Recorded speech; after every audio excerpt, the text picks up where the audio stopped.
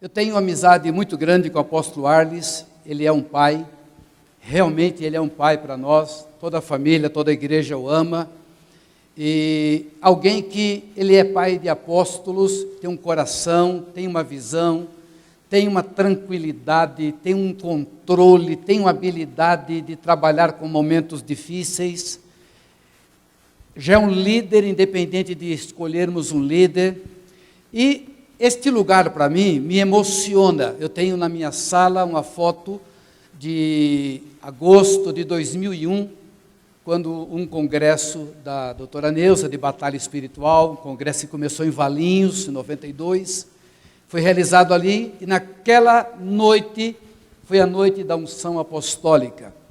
E eu não sabia, ia pregar preguei à tarde, fiquei à noite, foi emocionante, e ali alguém tirou uma foto, eu guardei, e hoje está lá, e eu diariamente orando, eu olho para aquela foto e vou me lembrando de tudo que vivi com esses queridos irmãos, fora o nosso caminhar nestes anos. Eu estou muito grato a Deus mesmo, e espero que Deus nos abençoe agora nesta palavra, amém? Vamos nos colocar em pé, vamos orar. Senhor nosso Deus, nosso Pai querido, a Ti toda a honra e toda a glória, todo louvor que Te é devido. Nós queremos nesta hora nos expor totalmente ao Teu Espírito Santo, no momento vital, no momento de mudança de passo, no momento em que nós precisamos dar um start diferente nesta nova etapa, neste início de semana de Páscoa. Nós queremos que o Teu Santo Espírito nos encontre e venha nos impactar de uma maneira extraordinária, fazer com que estes dias fiquem marcados na nossa história espiritual e que nós possamos entender plenamente o que Tu tens a cada um de nós. Agora nós nos despojamos de tudo aquilo que possa atrapalhar, todo pensamento, toda altivez, todo sofisma, todo baluarte, e nós entregamos a nossa mente cativa em obediência ao nosso Senhor e Salvador Jesus Cristo. A Ele toda a honra e toda a glória em nome de Jesus. Amém. Abra sua Bíblia no Salmo 92. Foi o salmo que o apóstolo Arles leu. Pastora Wanda, diga para ele o que eu peço sempre, que Deus, ou no início ou na semana, me dê um sinal. Diga para ele o que acontece. Me dá um sinal da mensagem. Eu estava apavorado, porque esses dias falando sobre anjos caídos, sobre extraterrestres, eu falei, onde é que eu vou falar disso? E o apóstolo Arles disse, fala na minha igreja. Eu falei, Deus me livre, está amarrado. Eu falei, será que eles estão esperando que eu vou falar sobre Gênesis 6? E não, Deus colocou no coração falar nesta noite sobre uma unção fresca para um novo tempo. E eu falei, meu Deus, eu vou com uma unção fresca, eles estão esperando o anjo caído, vai ficar difícil. Mas quando o apóstolo Arles leu, eu falei, Pai, o Senhor é fiel. Eu vou ler do verso 8 ao verso 15. Salmo 92, de 8 a 15. Mas Tu, Senhor, é exaltado para sempre, pois certamente Teus inimigos, Senhor, eis que os Teus inimigos perecerão.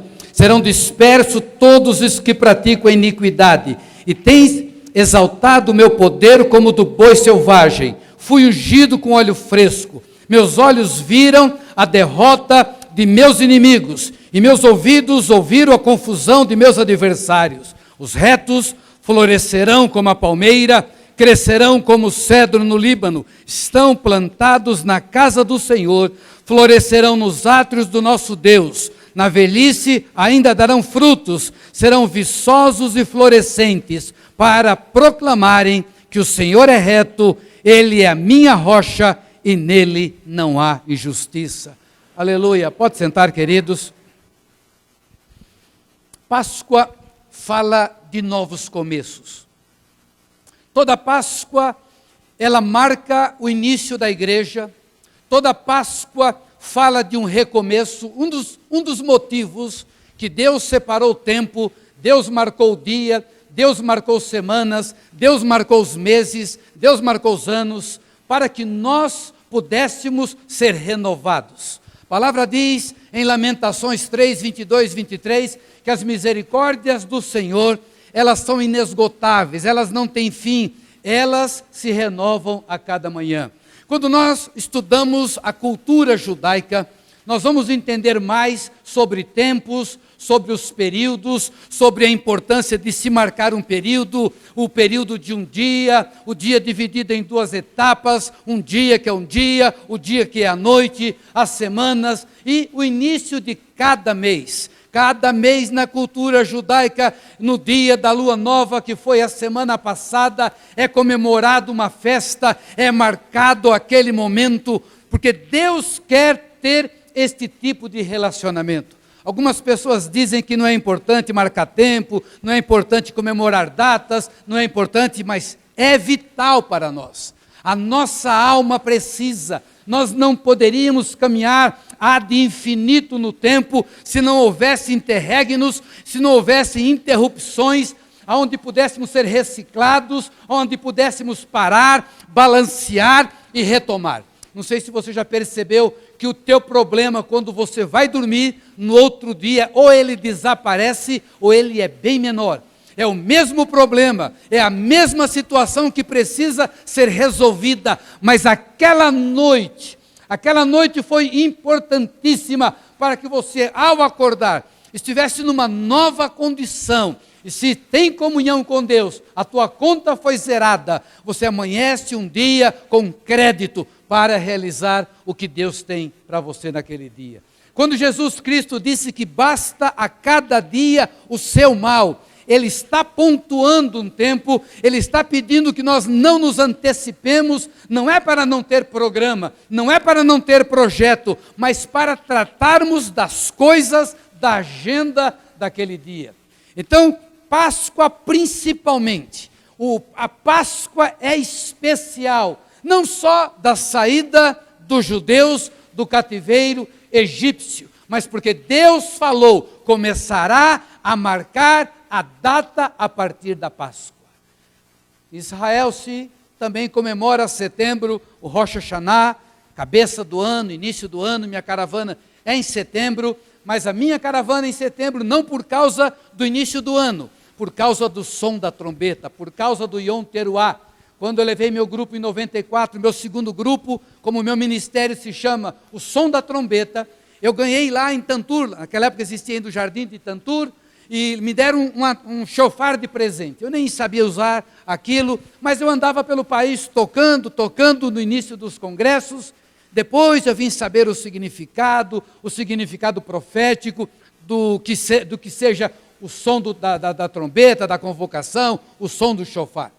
Então, por causa do som do chofar, por causa do Yom Teruah, por causa do dia da trombeta, que profeticamente anuncia a volta de Jesus, minha caravana é em setembro. Mas se fosse por causa do início do ano, seria em Páscoa, seria em Pêssah. 20 anos, completar 20 anos, em 2012 é profético. Não é exagero, não é querendo forçar a barra, não é querendo forçar uma exegese, não é querendo agradar o auditório. 2012 é o ano. 2012 é o ano. E não sei se vocês perceberam, apesar de termos trabalhado bastante até ontem, o ano está começando hoje. Olha, nós já ralamos, mas já fizemos tanta coisa até ontem, mas parece que nós estamos num suspenso, aguardando os acontecimentos. Sejam acontecimentos políticos mundiais, sejam os acontecimentos escatológicos, sejam as decisões econômicas, sejam as iniciativas. Parece que tudo está parado para este momento de Páscoa.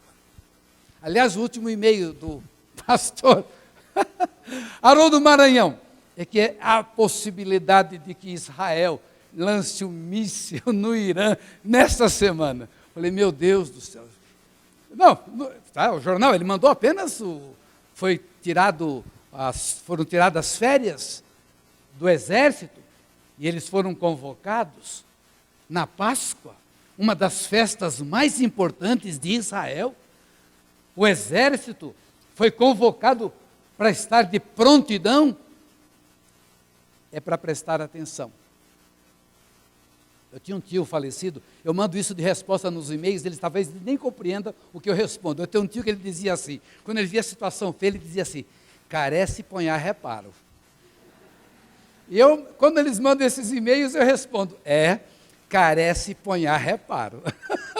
Sei que eles não entendem, mas agora eu expliquei porque eu falei isso. É preciso prestar atenção.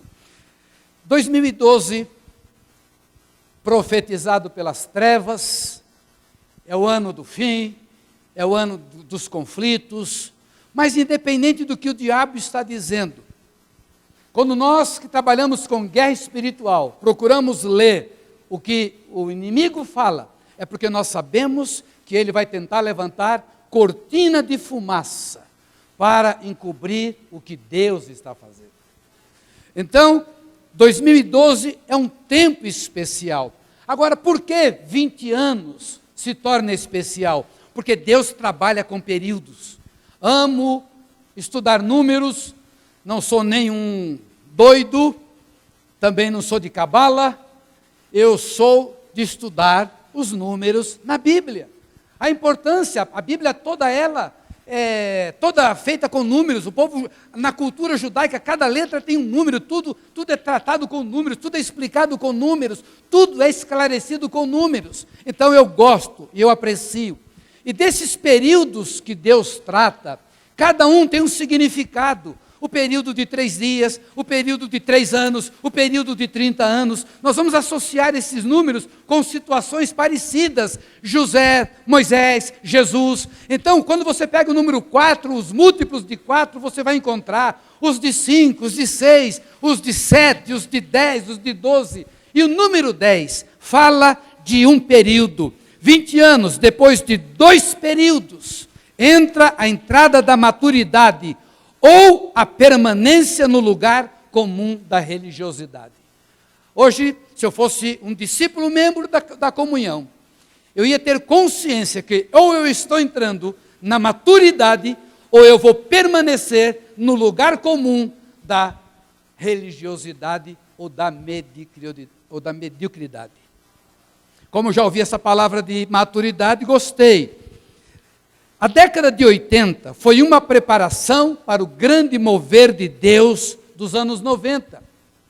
Então, os mais velhos vão se lembrar que nós não tínhamos cultura de intercessão antes de 80. Nós orávamos, tinha reunião de oração, tinha o círculo das senhoras de oração, mas não existia esse conceito de intercessão.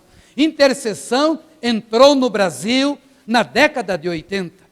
E ali nós entramos todos de cabeça, intercessão, intercedendo. Era interceder de uma maneira aguerrida, de uma maneira violenta. E a nossa cultura, a nossa mentalidade é que a oração era suave, a oração era gentil, a oração era tipo a oração de São Francisco de Assis. Senhor, se o Senhor puder fazer alguma coisa, faça, mas de preferência não faça, porque eu tenho que sofrer, o sofrimento é bom, eu quero ser um pobre peregrino, eu quero me arrastar. Normalmente era isso. Oração no Espírito era fechar os olhos e fazer careta. Não imaginávamos o que era orar com ousadia, com intrepidez. Pensávamos que era pecado orar uma intercessão, tapar brecha, entrar em confronto. Isso foi algo novo que entrou no mundo e no Brasil na década de 80. Mas tudo isso foi preparado para o grande mover dos anos 90. Por isso que eu creio que nós realmente estamos no fim, estamos nos últimos dias, porque todas as coisas de Deus têm começo, têm meio e têm fim. Deus é um Deus de planos, propósitos e práticas. As coisas de Deus não acontecem por acaso. Há uma agenda divina. No tempo de Deus vai acontecer. E se a pessoa que está colocada ali, se ela não puder desenvolver, ela é removida, como foi Moisés. Moisés foi removido, Moisés foi promovido. Eu não quero que Deus me promova. Eu quero ficar mesmo soldado raso como eu estou. Porque quando Deus promove, Ele tira. E Ele coloca outro no lugar.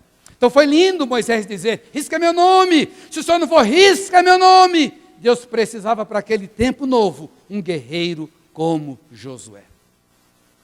A Bíblia diz em Jó 42:2, bem sei eu que tudo podes e nenhum dos teus propósitos pode ser impedidos.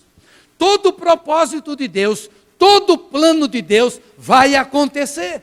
Aliás, esse versículo me sustenta quando eu vejo o mundo se tornar islâmico, quando eu vejo que parece que não vai dar para deter, quando parece que tudo vai virar mesmo, eu falo, Deus, nenhum dos seus propósitos pode ser impedidos, a igreja vai vencer, aconteça o que acontecer, a igreja vai vencer, e aconteça o que acontecer, a igreja é o melhor lugar para estar protegido.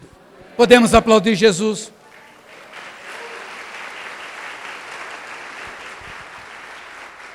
Intercessão gerou batalha espiritual, e a batalha espiritual gerou o apostólico e o profético.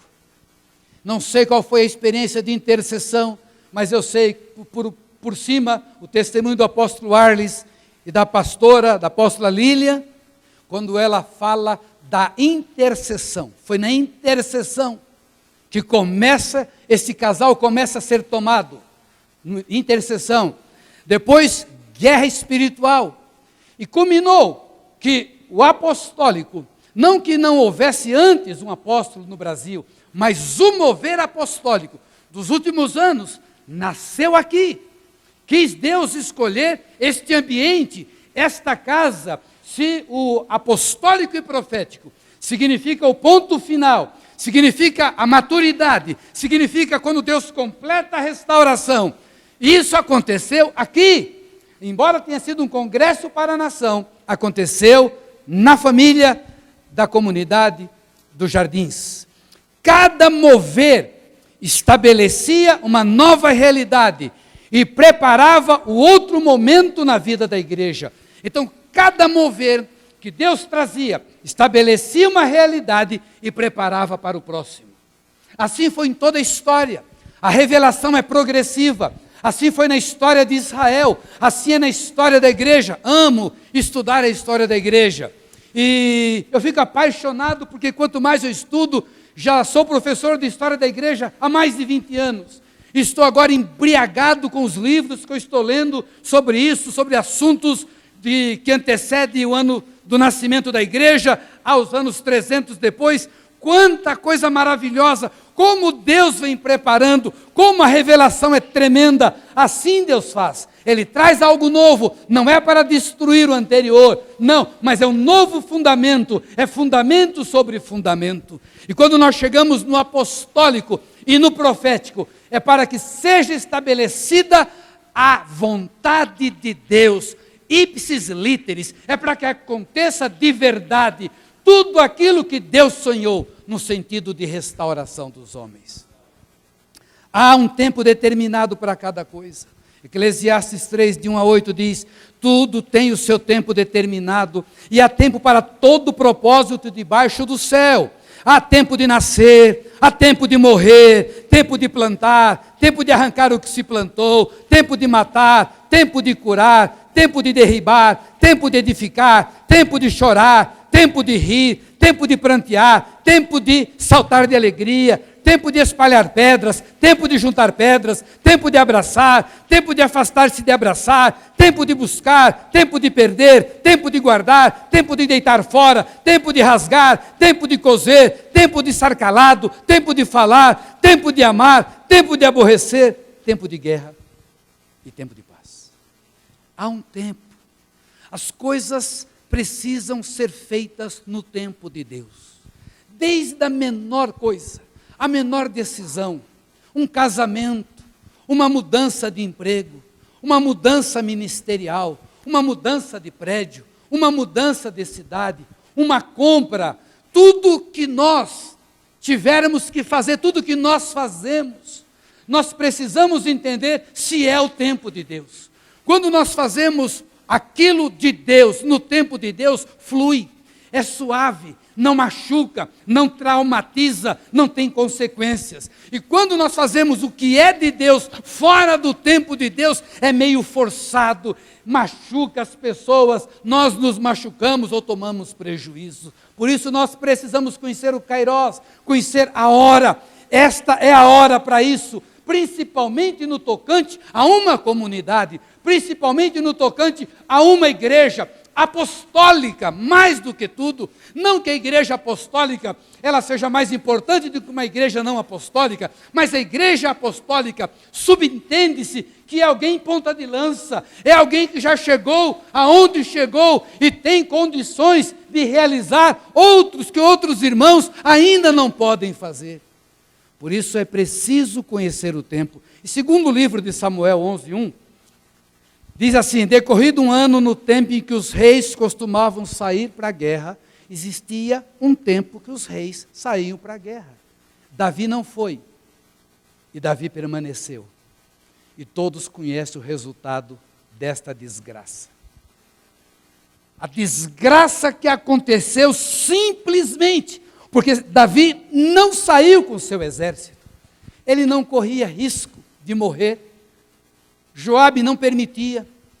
Quando Joabe ia fazer as conquistas, ele destruía tudo. Aí ele chamava Davi: Davi, entra agora e vai buscar a coroa para que a glória não venha para nós, para que fique para o rei, para você. Ele deveria ter saído. Era o tempo do rei sair, mas ele ficou ocioso. E ali aconteceu aquela catástrofe.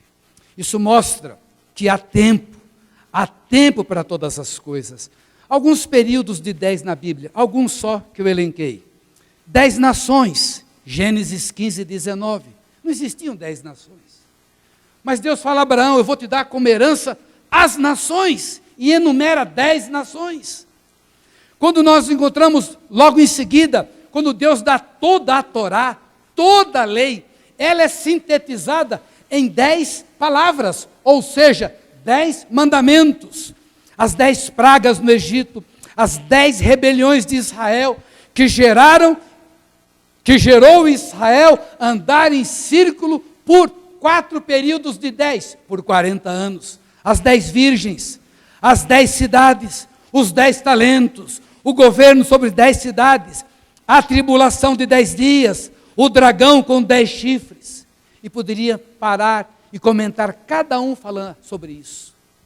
Cada um sobre o que significa um período de 10, um tempo de prova. Os estudiosos dizem que é o tempo do homem, é o tempo de se ver 10 anos, 10 anos. E nós estamos hoje completando o segundo pacote, o segundo período de 10 anos. A Comunhão Cristã nos Jardins nasceu num dos moveres de Deus nesta virada de tempo. Para mim, particularmente, o ano de 1992 é o ano decisivo. Por quê? Porque no final dos anos 80 estava rolando intercessão,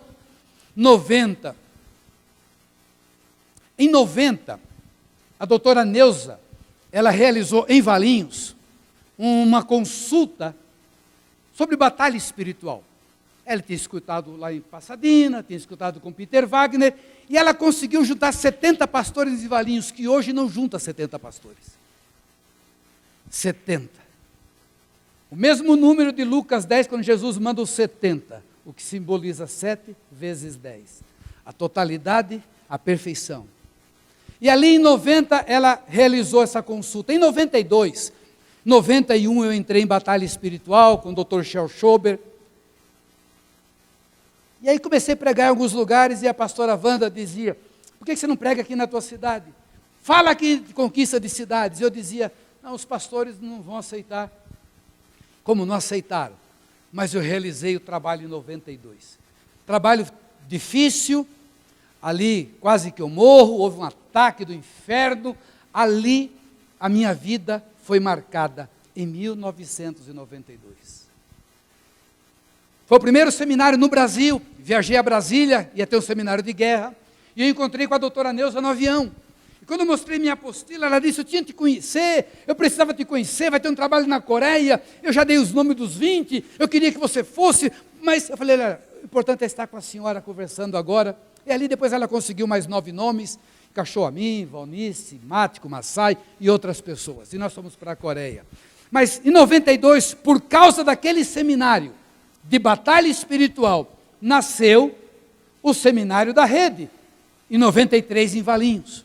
Aí já estava todo mundo ali, toda essa liderança que nós conhecemos, estava naquele seminário, feito numa escola, algo que nós projetamos para 700 pessoas, tinha 1.200 pessoas, de várias partes do Brasil. Eu estava apavorado, porque 2 meses antes uma igreja fez um seminário no mesmo lugar, e deu problema com a comida, foi um estrago.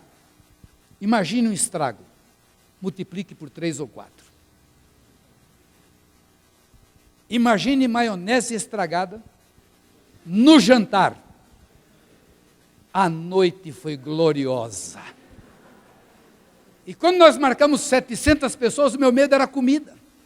Porque eu já tinha enfrentado a luta na cidade. E eu sabia que o inimigo usaria alguma coisa para desmoralizar. E ali nós fizemos, algumas pessoas, me lembro de um grupo do Rio de Janeiro que ligou, olha, nós estamos indo com ônibus. Eu dizia, não tem mais lugar. Eles batiam o telefone. E vieram. 1.200 pessoas. Seminário inesquecível. Claro que estava. Lógico. Unforgettable. Inesquecível. Então, 92, para mim, é o marco. 92 começa a guerra no Brasil.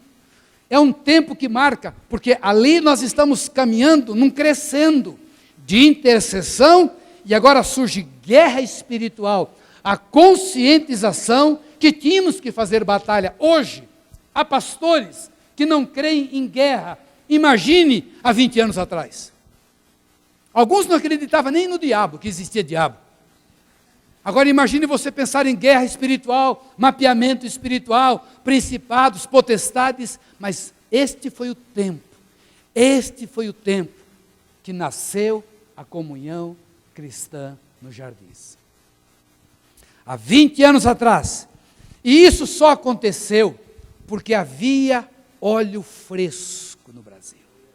Havia óleo fresco. Quando terminou o final dos anos 80, eu me lembro que estava vindo no Brasil um homem chamado David Robertson. Orar em língua, hora após hora, após hora, após hora, após hora, após hora, após hora. Tudo era maravilhoso. As reuniões da Donep eram verdadeiros avivamentos. Lotávamos ônibus para ir lá para o Rio Centro, Morre Cerulo, o homem lá que tem um disco voador na cabeça, o Benihim. Tudo era mover, tudo era maravilhoso, tudo era glorioso, porque havia azeite fresco, avivamento, vigílias nos montes. Quantas pessoas foram aos montes e viram brasinhas, viram capim pegando fogo. Meu Deus, o que está acontecendo? Eu tenho 2 filhas com dente de ouro. Eu tenho uma filha, hoje pastora, a pastora Juliana, em 93, fomos pregar em Mogi das Cruzes, e o pastor amigo meu me usou, porque quando surgiu esse assunto do dente de ouro, eu não achava respaldo bíblico. O problema do mestre é esse, ele não acha respaldo bíblico. E ali terminou o culto na igreja, o Brasil para Cristo, o pastor pegou o microfone e disse, pastor Nicolau vai orar por dente de ouro. Eu não gostei. E eu fiz a oração mais fraquinha da minha vida. Eu falei, Deus, faça conforme a fé do teu filho. Eu já queria ir embora. E realmente é Deus quem faz a obra. Que se dependesse de mim, não saía ali nenhuma obturação comum. Mas algumas pessoas receberam o dente de ouro. Minha filha, a esposa do pastor, 6 dentes, várias pessoas. Foi uma gritaria, foi Deus do céu. O que está acontecendo? Acontecia aos montes. Havia unção fresca, havia um óleo fresco no Brasil inteiro, Goiânia especialmente, São Paulo, aonde nós íamos, escutávamos falar de avivamento, reuniões, vigília, era comum ter vigília toda sexta-feira, Ontem os jovens fizeram uma vigília, siga o livro para ler toda a Bíblia, e leram 70% da Bíblia ontem à noite, dividido em grupos. Para mim isso já é avivamento, porque já não conseguimos mais fazer isso. Mas naquela época isso era o nosso natural. Nós tínhamos certeza que estávamos agora já para receber Jesus, porque havia óleo fresco, havia uma unção fresca. Nós lotávamos os carros em Valinhos, vimos aqui para a igreja do Davi Clava ouvir Valnice, quebrávamos a legalidade. Como é que pode ser? Está escrito, só pode correr a 100, nós vínhamos a 100 e tanto para chegar em tempo. E vínhamos, aquele monte, até Fusquinha, lotado para estar ali sentado, mal acomodado, porque tinha azeite fresco, tinha óleo fresco. Foi um momento maravilhoso. E aquele óleo fresco resultou no mover de batalha espiritual. Queridos, nós novamente necessitamos de uma nova unção. Cada etapa, você precisa de algo novo, porque você não vai utilizar a gordura que já não serve mais. O inimigo, ele ataca com novas armas, com novas estratégias. Eu não posso ser mais o mesmo. E também eu não posso criar armamentos, eu não posso inventar estratégia, eu não posso me mover pelo racional. Eu preciso de uma unção espiritual, eu preciso de óleo fresco. E eu creio que nesta virada, nós precisamos de uma nova unção. Isaías 10, 27 diz: acontecerá naquele dia, que o peso será tirado do teu ombro, e o seu jugo, do seu pescoço, jugo que será despedaçado por causa da gordura. Quando a gente lê gordura na Bíblia, não assusta não, porque sempre é coisa boa. Hoje nós lutamos contra ela, batemos nela, levamos soco. Eu, inclusive, levo soco toda semana. Eu faço pilates junto com a minha esposa e faço também a massagem para tirar o líquido. E a pessoa ajuda, vamos tirar essa barriga, ela não nasceu aqui, tá? Tem que sair daqui. Então, gordura para nós hoje é um problema. Mas aqui, quando aparece na Bíblia, não está falando de problema. Está falando de coisas boas. Sempre que fala gordura, a gordura é alusivo a alguma coisa boa. Aqui no hebraico, a gordura é shem, que significa azeite, azeite de oliva, como produto, como remédio, unguento, usado para unção. Shemen, de onde vem Getsemane, o azeite prensado. Então, fala que esta unção fresca, ela quebra o jugo, ela quebra a canga, ela quebra o peso, ela quebra aquilo que está te encurvando, aquilo que está te pressionando, aquilo que está te segurando, aquilo que está te retendo, só com óleo fresco. Nós precisamos de óleo fresco. O texto lido é estranho se não for explicado, porque fala que Deus nos faz como um boi selvagem. E olha que eu li uma versão boa. Tinha outra versão que fala, tu me dás o chifre de unicórnio. Irmão, se eu ler esse texto lá, até explicar, vai matar a minha mensagem. Então, outras Bíblias, tu me dás o chifre do boi selvagem. Porque chifre também na Bíblia fala de força, fala de poder, fala de coragem. Isso fala o que a unção fresca faz. Ela renova a tua coragem, ela renova a tua disposição, ela renova a tua motivação. Você muda, você continua sendo o mesmo homem, mas você sai de uma situação de timidez e entra numa posição de guerreiro, de ousadia, de intrepidez e de coragem. Unção fresca, pode aplaudir o Senhor.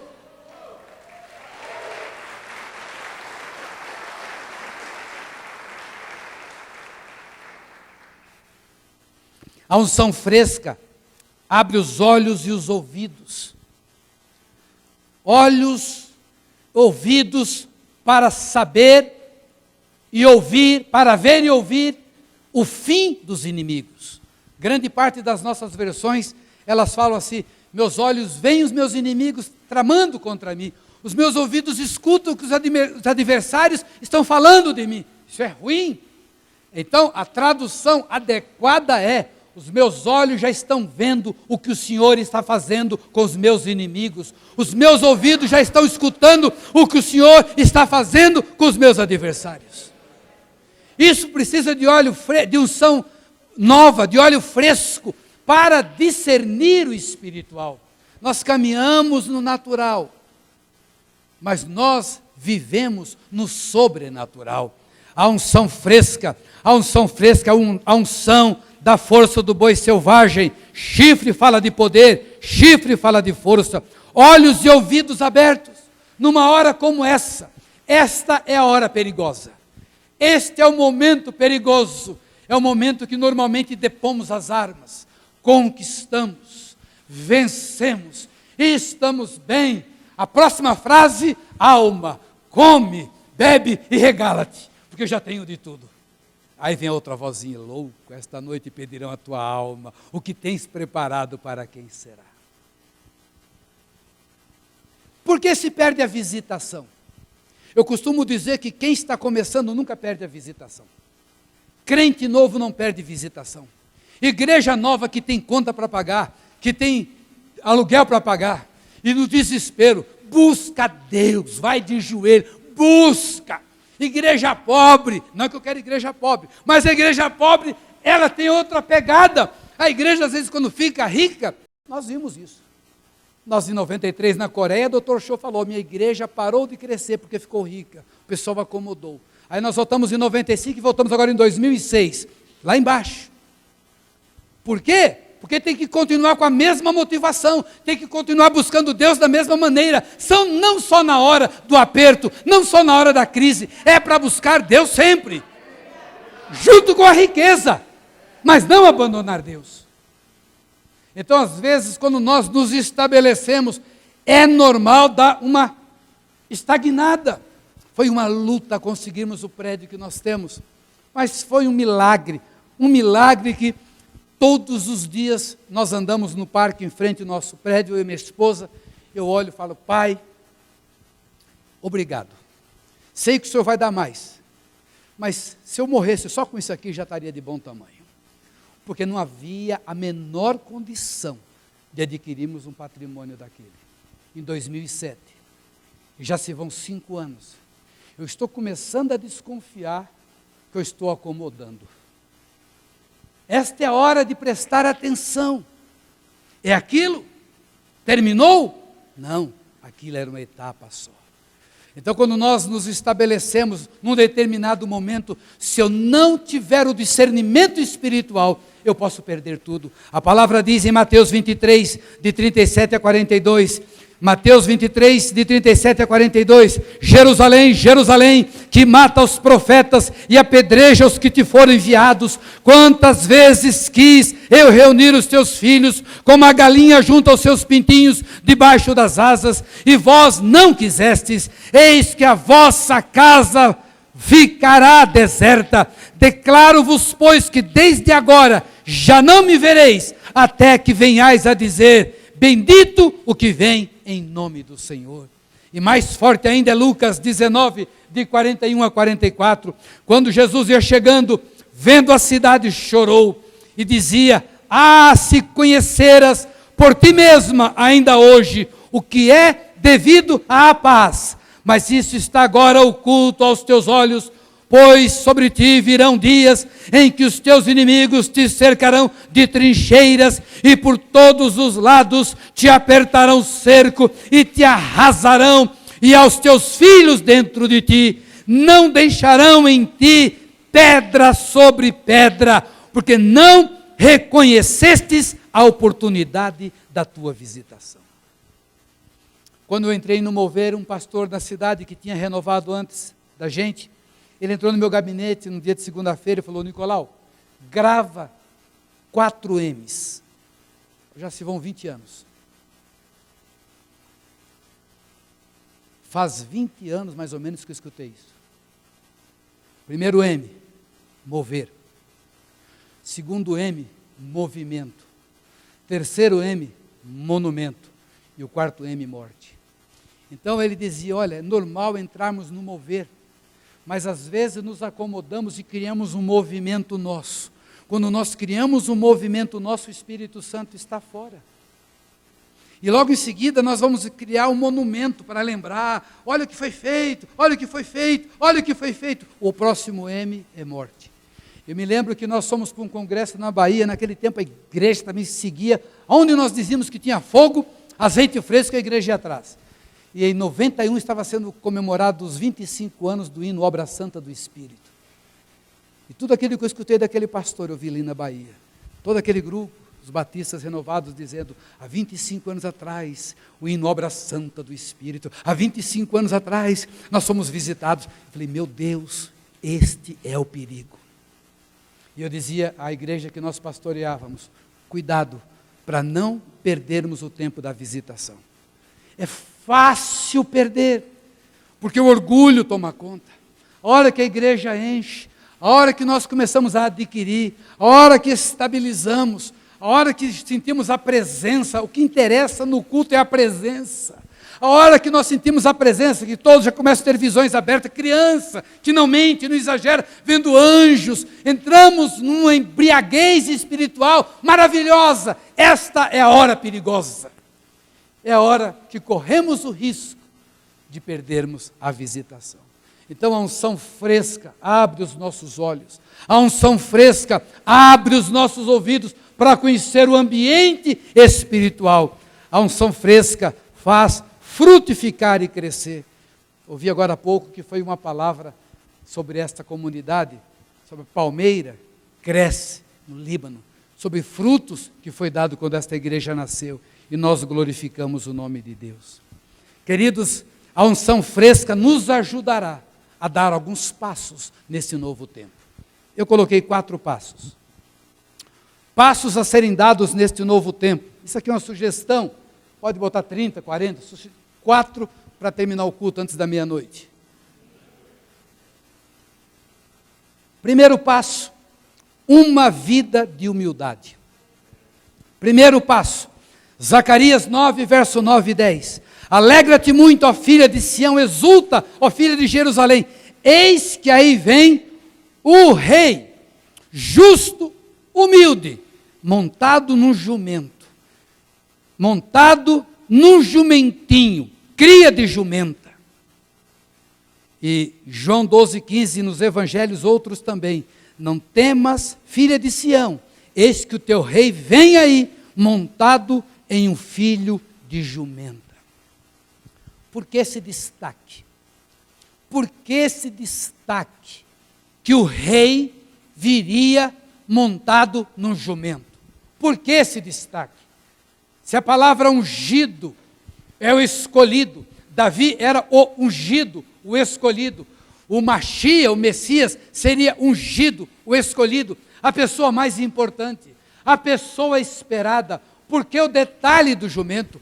Porque Jesus, antes de entrar na cidade, naquela semana crucial, ele pede aos seus discípulos que possam ir buscar um jumento, para ele poder entrar na cidade, cumprindo a profecia, que o rei entraria humildemente em Jerusalém, montado no jumento.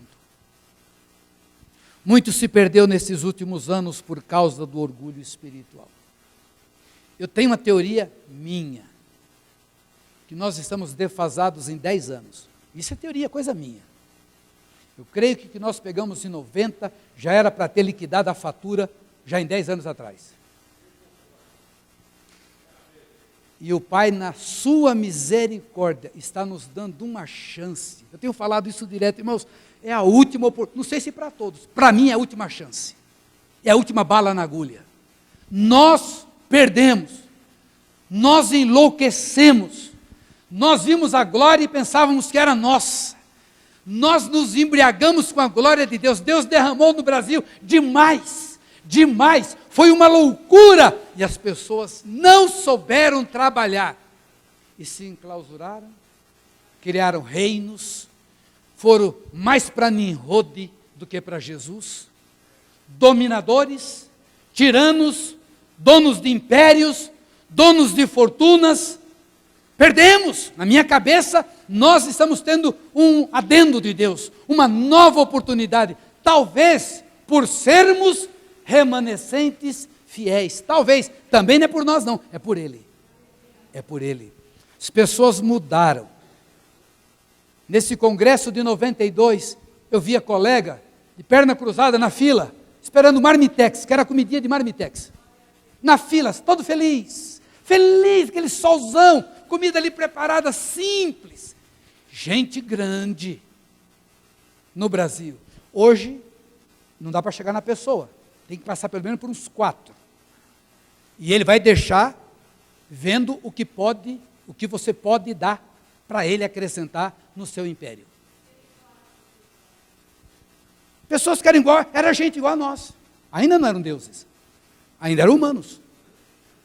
Éramos todos humanos iguais. Muitos se perderam nisso. Muitos. O orgulho precede a queda.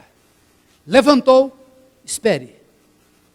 A qualquer momento vem um tombo. Não há outro destino. Então eu creio que o primeiro passo é o passo da humildade.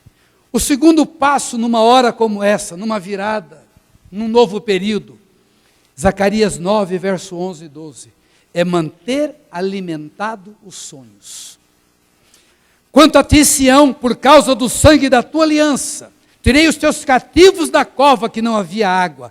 Voltai à fortaleza, ó presos de esperança, também hoje vos anuncio que tudo vos restituirei em dobro. Todos nós tivemos um sonho. A comunhão só existe por causa de um sonho. A Batista das Nações, tem nome de Batista das Nações, porque eu não achei outro nome, fica por isso mesmo. Mas é um sonho. Mantém o nome porque na Coreia estava sem igreja, achava que não era para ter mais igreja, e Deus lá disse, cadê a tua igreja?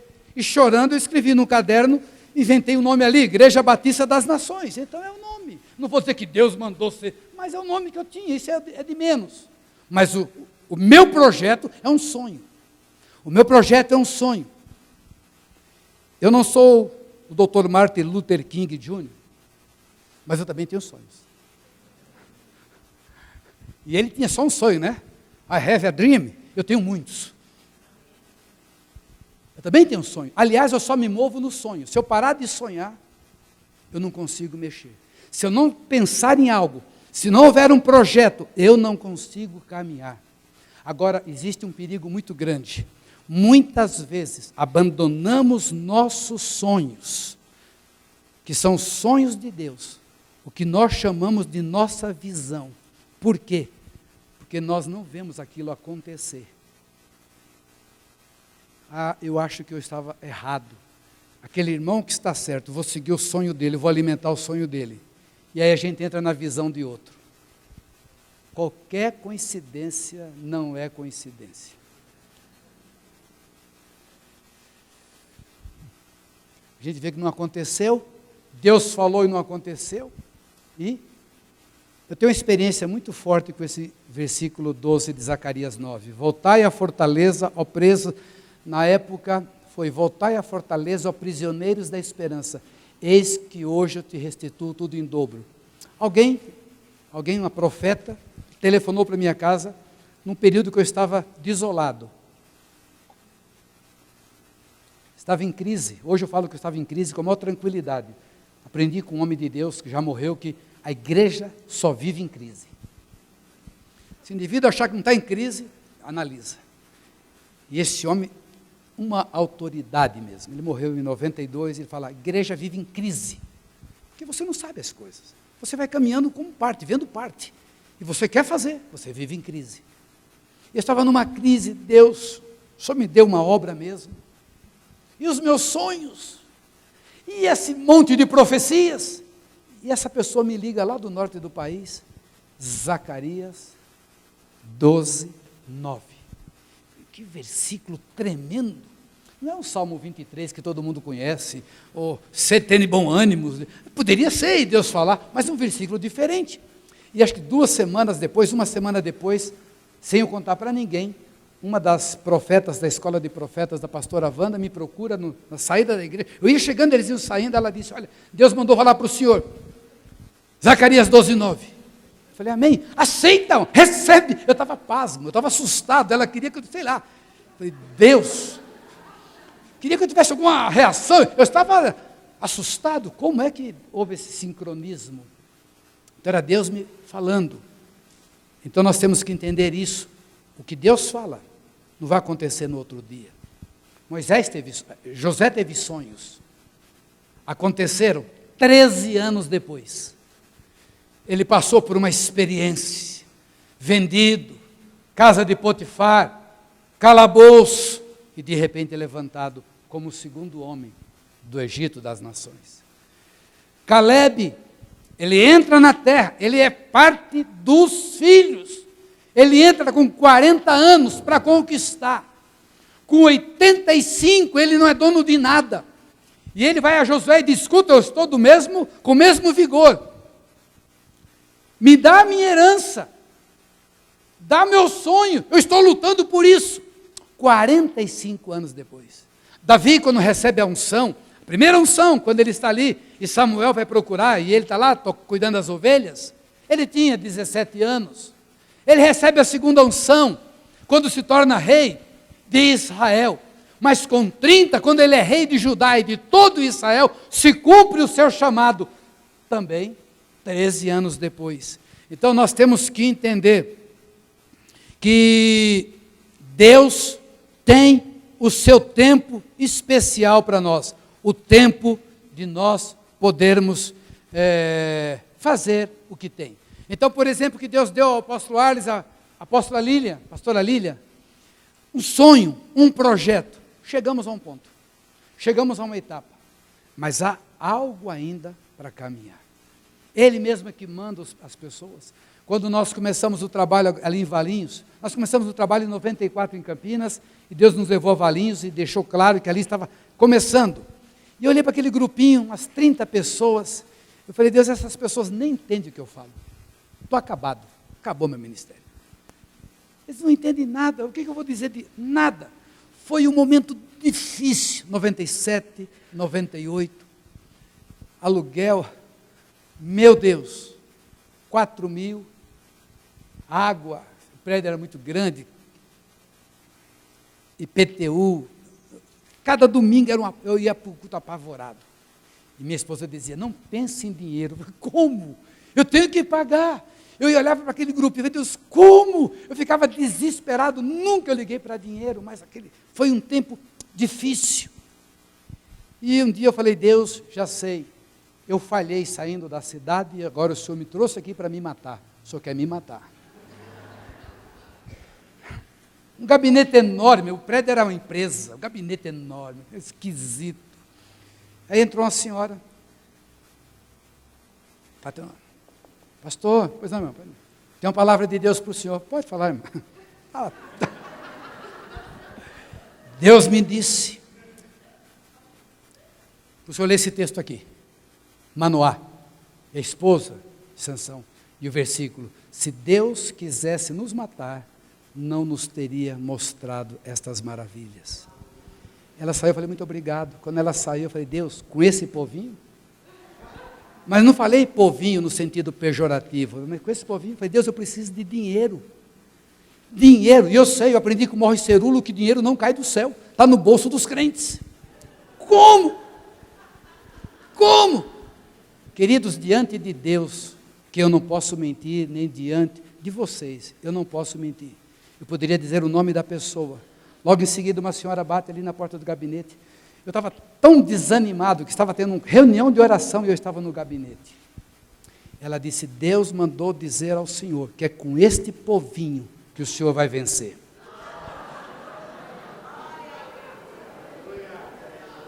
O aluguel era 4.000. Na semana seguinte, esta irmã que deu essa segunda palavra, veio toda contente com um contrato, vendia um terreno em Jales. E Deus mandou dar o dinheiro para a igreja. A metade está aqui, a metade veio. O mês que vem, pastor, toma, R$1.000. Eu falei, Deus, R$1.000? Queridos, se fosse uma hora propícia, talvez numa vigília, vocês quiserem, quero compartilhar o que Deus fez. 2 anos depois, mudamos de lugar, nunca sujou o nome da igreja, nunca sujou o meu nome, e 6 anos depois compramos um prédio. E aquele povinho, hoje são os profetas dela, hoje são os meus pastores, hoje são os meus diáconos, nasceram nas nossas entranhas. Então não há risco de ficar com medo de levar uma facada nas costas. São nossos filhos, somos chamados de pais. Então você vai lá no culto, vê aquele irmão mais velho que você, barbudo ali, te beijando, benção, pai, Deus te abençoe, meu filho. Eu não queria ir embora sem pedir a bênção, pai, porque criou-se isso, pais e filhos. Aquele povinho, e hoje eu brinco dando testemunho, eles representam o que aqueles 400 eram para Davi. 400 endividados, quebrados, falidos, e se tornaram depois os valentes de Davi, os heróis de Davi. Então, é assim que funciona. Então, eu disse a algumas pessoas, eu creio que este momento, eu estava dizendo, hoje pela manhã um líder, eu creio que Deus usou minha vida até agora, como usa todos nós, tudo Deus aproveita, mas eu creio que Deus me forjou para este tempo. Eu creio que Deus me deu base de ter uma igreja em que eu possa, juntamente com a minha esposa, trabalhar tranquilo. Agora é a hora de produzir o melhor. Primeiro, porque já quebramos a cara bastante. Nada como não ter cabelo ou ter o cabelo branco. Uns têm o privilégio do cabelo branco, outros já os cabelos que eram rebeldes, os meus cabelos eram rebeldes. Se rebelaram e foram embora. Então, outros, mas a idade te traz lições preciosas. E a unção fresca te dá condição de fazer alguma coisa para deixar um legado para a geração seguinte. O que nós precisamos ter também, terceiro passo, visão de futuro imediato, projeção do reino, Zacarias 9,14. O Senhor será visto sobre os filhos de Sião, e as suas flechas sairão como relâmpago. O Senhor Deus fará soar a trombeta, e irá com os redemoinhos do sul. O que é visão de reino? Primeiro, reino como corpo, consciência da parte da importância. Reino no sentido escatológico, sentimento de urgência. Eu sei que isso já existe aqui. Como corpo e o sentido escatológico. E quarto passo, trabalhar por avivamento.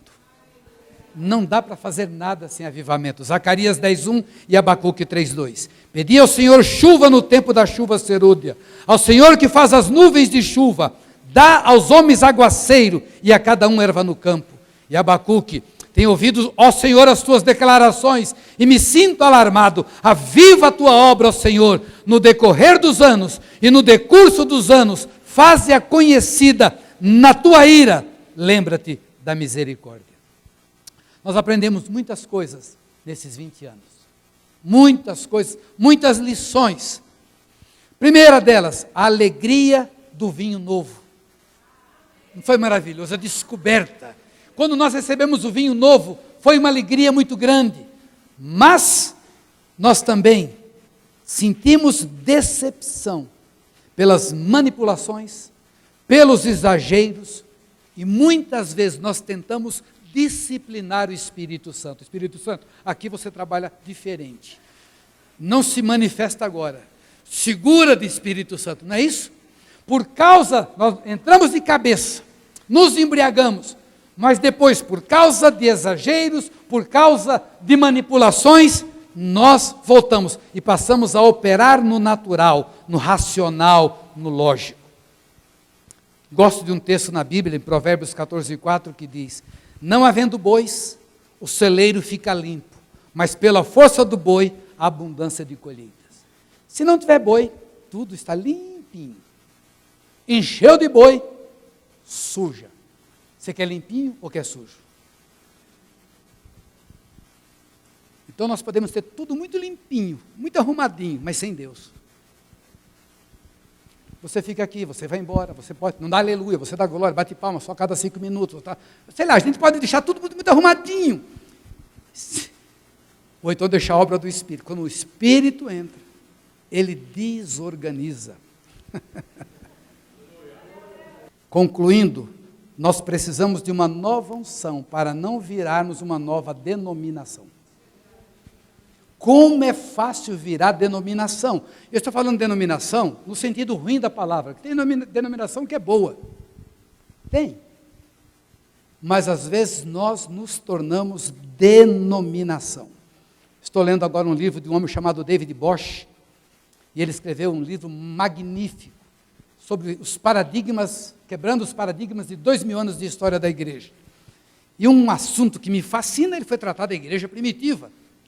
E ele diz o seguinte: a igreja primitiva cometeu 2 erros. Primeiro, Jesus não tinha intenção de fundar uma nova religião.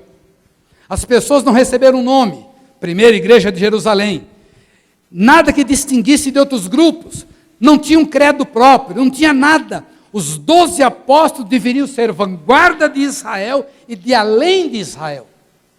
Não planejou abrir uma. Ele queria que aquele grupo impactasse os outros grupos.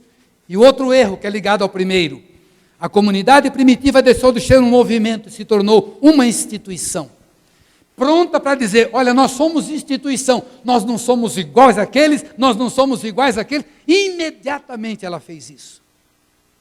Principalmente com relação aos judeus. E ali começou uma divisão, que não terminou até o dia de hoje. Principalmente com os judeus. E nós não sabemos como consertar isso, porque vai ter que ser consertado antes de Jesus voltar. E a gente não sabe. Às vezes queremos fazer alguma coisa e judaizamos. Às vezes não queremos fazer e rejeitamos. O fio da navalha, o meio termo, é difícil de atingir. Por causa de um erro lá do passado. Quando surgiu a igreja de Antioquia, Jerusalém mandou ir lá observar. Para ver o progresso da missão? Não, para ver se estava tudo em ordem. Para ver se estava consolidado. Essa palavra consolidação me traz lembranças. Também a igreja imperial a partir de Constantino. Ali em Constantino, depois do concílio de Niceia, terminou. Ali já realmente virou uma instituição de uma elite. Ali. Agora nós estamos debaixo da unção de Atos 3:21. Os céus retêm Jesus, até que todas as coisas sejam restauradas. O que é isso? Quando? Como? E o que fazer? 1 Coríntios 2:13 diz, 2:13, nós temos que comparar coisas espirituais com coisas espirituais. Para prosseguirmos precisaremos clamar por chuvas, clamar por avivamento e buscar uma nova unção. Amém? Acho que estou avançando no tempo. Vamos nos colocar em pé, vamos orar. Clamar por chuvas, clamar por um avivamento, buscar uma nova unção. Pai, no nome de Jesus, te agradecemos por esta comunidade, te agradecemos por esses nossos irmãos queridos e podemos colocar, escrever no papel aquilo que o Senhor tem feito nesta casa. Nós podemos contemplar e testemunhar a maneira como os teus filhos têm sido conduzidos pelo teu Santo Espírito. As mudanças que ocorreram, no primeiro momento, na sua posição, no seu ambiente, a sua esfera de atuação. Tempos depois, o Senhor trouxe esta igreja para este lugar. Abriu leques para atingir a comunidade de uma maneira prática e objetiva. E os teus filhos têm continuado com o mesmo vigor, com a mesma alegria, com os mesmos sonhos. Por isso nós oramos agora por avivamento. Pai, uma nova unção. Pai, uma nova unção que hoje, ao começarmos a semana do Pêssar, a começar a semana da Páscoa, venha sobre a comunidade cristã dos Jardins, uma unção nova, uma unção fresca, algo sobrenatural do teu trono, para que os teus filhos possam prosseguir. Não que eles estejam errados, mas para darem os novos passos, para poder enxergar, discernir o espiritual, para as decisões que precisarão ser tomadas, para todas as iniciativas, que não seja algo somente do homem, algo técnico, algo de um livro, de uma apostila, algo de um colega ou de outro. Nós recebemos informações dos nossos irmãos, nós somos edificados por tantos pregadores, por tantos irmãos, mas nós temos um chamado único, nós temos um chamado específico, nós temos uma parte da seara que é confiada a nós. Por isso, meu Pai, nesta noite venha poderosamente na pessoa do Teu Santo Espírito, traga uma nova unção, traga novos sonhos, alimenta os sonhos dos Teus filhos, que são os Teus sonhos, que eles estejam com a visão de reino,